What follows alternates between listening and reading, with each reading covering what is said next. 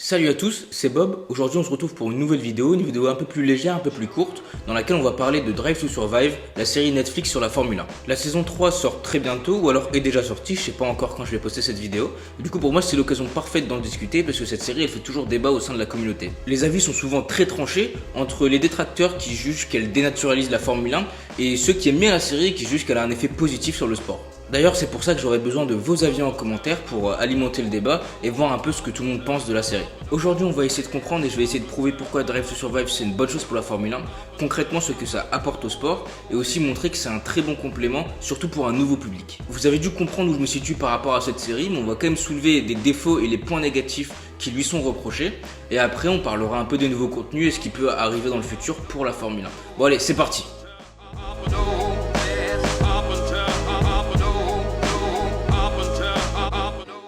Drive to Survive, c'est une série documentaire produite par Netflix sur la Formule 1. La série ne fait pas des résumés des grands prix ou des débriefs, mais nous emmène dans les coulisses des écuries et nous montre ce qu'on voit jamais. Et d'ailleurs, c'est ça qui est intéressant, c'est l'exclusivité. On est au cœur du paddock et chaque épisode est centré sur une écurie ou quelques pilotes. La saison 1 parlait de la saison 2018 et la saison 2 traitait la saison 2019. Et comme je l'ai dit, la série ne montre pas forcément ce qui se passe en course, mais plutôt les histoires du paddock, les rivalités, les tensions, etc. Avant même de parler de points négatifs ou positifs, ce qui est indéniable, c'est le succès de la série. Netflix nous donne pas les chiffres exacts, mais en tout cas, on sait que la série est restée très longtemps dans le top 10 de la plateforme. Mais c'est surtout, depuis la sortie de la série, les audiences de la Formule 1 en général qui ont considérablement augmenté. C'est un tout, c'est pas que Netflix, mais ils ont joué un grand rôle. Pour la saison 2020, l'audience de Canal+ a augmenté de 27% pour réaliser un record depuis qu'ils ont les droits de la Formule 1, et depuis 2-3 ans, la hausse est très importante avec une audience moyenne d'environ 1 million de téléspectateurs par Grand Prix. Le point positif principal de Drive to Survive, c'est bien sûr d'attirer plus de téléspectateurs, mais dans le cas de la série, c'est surtout attirer un nouveau public qui n'est pas initié à la Formule 1. L'audience de la Formule 1, jusqu'à quelques années, n'arrivait pas à se rajeunir et renvoyait l'image d'un sport un peu vieillot. Et code mieux que la série Netflix pour relancer ça, et franchement ça a très bien marché. Ça rejoint un peu ce que j'ai dit par rapport au nouveau public, mais ce que Netflix arrive très bien à faire, c'est introduire au monde de la Formule 1 tout en douceur. Regarder la série, ça amène à s'intéresser à la Formule 1, alors que par exemple regarder un Grand Prix directement, c'est beaucoup plus compliqué quand on est un néophyte complet. Avec Drive to Survive, on voit comment la Formule 1 fonctionne. Donc le paddock, les différentes écuries,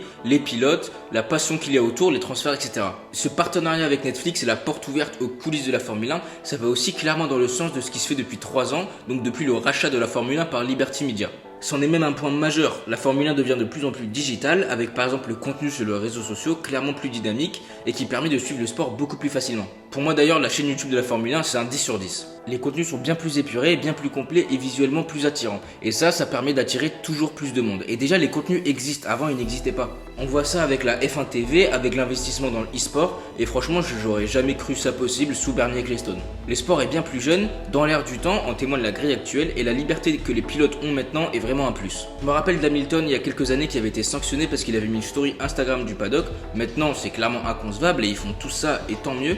Et l'accès qu'on a de ce monde, franchement c'est super. Pour se recentrer un peu plus sur la série, pour moi ça permet, et surtout dans la saison 1, de s'intéresser à toutes les équipes, même les plus petites. En temps normal on parle toujours des grandes écuries et en soi c'est normal, mais avoir un épisode par écurie, franchement c'est top. Et d'ailleurs les moments les plus mémorables de la série c'est avec Haas, avec Günther Steiner, ça nous permet de découvrir des personnages qu'on ne connaissait pas et entendre des histoires dont on n'aurait pas entendu parler sans la série. Et pour conclure un peu tout ça, c'est juste cool d'avoir ce contenu. Il est pas parfait comme on va le voir, mais ça se regarde très bien. Je me rappelle la saison 1, je l'avais bouffé en une journée. On voit ce qu'on voit jamais, le fait d'être si proche des équipes est vraiment top et j'ai vu tellement de monde s'intéresser à la Formule 1 avec cette série que je peux pas ne pas l'apprécier. Bon, maintenant qu'on a parlé de ses points positifs, on va quand même soulever quelques points négatifs, ses défauts, ce que lui est reproché et ce que Netflix peut améliorer pour les prochaines saisons. Un reproche que j'ai vu plusieurs fois sur la série, c'est le fait qu'elle dénaturalise un peu la Formule 1. La Formule 1 c'est considéré comme élitiste et certains aiment pas que le sport soit rendu mainstream comme ça et qu'il soit ouvert à un nouveau public. Bizarrement je comprends un peu parce qu'on voit souvent des nouveaux fans qui regardent la Formule 1 depuis 2 ans donner des leçons, mais en soi la Formule 1 a besoin de ça. Sans audience le sport n'existe pas et il faut bien qu'elle se renouvelle. J'ai 20 ans et je sais que ma génération n'a pas forcément baigné dans la Formule 1. Le sport n'était pas forcément adapté pour nous, nous correspondait pas.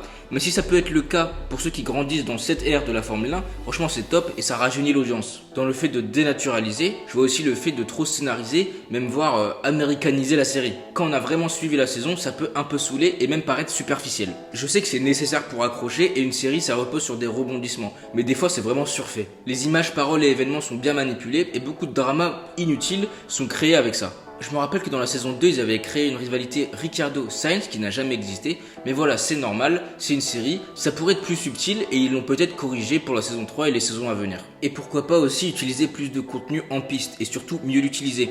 On voit beaucoup d'incohérences et je pense que mieux l'utiliser pourra apporter beaucoup à la série. Donc en plus des coulisses, on aura un contenu en piste bien plus cohérent pour se rapprocher un peu plus de la réalité.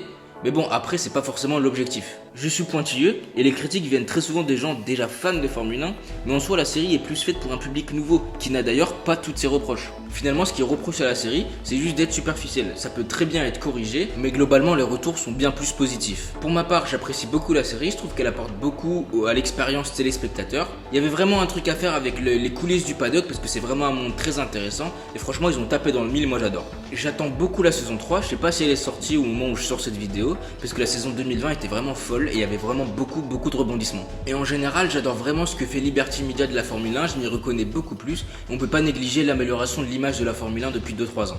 Je suis bien content qu'ils négocient bien le virage digital comme ça et qu'ils s'investissent vraiment dans ça, parce que pour moi la Formule 1 elle est vraiment dans le mur. J'attends de voir les prochains contenus que la Formule 1 va nous proposer, même si le contenu YouTube est très complet et il y a la F1 TV, même si personnellement je regarde sur Canal+. Voilà, on arrive à la fin de la vidéo, merci à tous d'avoir regardé, j'espère qu'elle vous a plu, n'hésitez pas à me dire en commentaire vos avis sur Drive to Survive. C'était une vidéo un peu plus légère, un peu plus courte, bien plus cool à écrire par rapport aux previews que j'avais fait précédemment. Et voilà, on se retrouve à la prochaine, salut!